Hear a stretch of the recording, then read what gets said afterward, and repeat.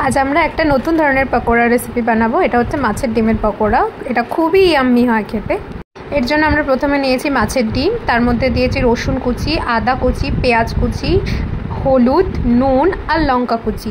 আর এরপরে দিয়ে দিলাম ছাতু। এটা আমরা রেডিমেড ছাতুই দিয়েছি গণেশের।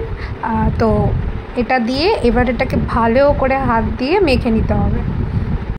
এবার এটাকে বেশ খানিকক্ষণ মেখে নেওয়ার পর এর কনসিস্টেন্সিটা ঠিক এরকমই থাকবে। এটা বেশি পাতলা হবে না, বেশ একটু মাখা মাখা একটু শক্তই থাকবে।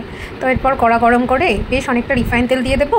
আর এর মধ্যে দেবো হচ্ছে ওই আগে থেকে মেখে রাখা পকোড়ার ডোটা। তো ওখান থেকে একটু একটু করে দিয়ে দেবো পকোড়ার শেপে। তো আমরা অনেকগুলোই একসাথে ভাজবো, তো একসাথে অনেকগুলো দিয়ে দিলাম। এবার খানিকক্ষণ এটা এক সাইডটা হবে, যতক্ষণ না এক সাইডটা হবে ততক্ষণ উল্টাতে পারবো না।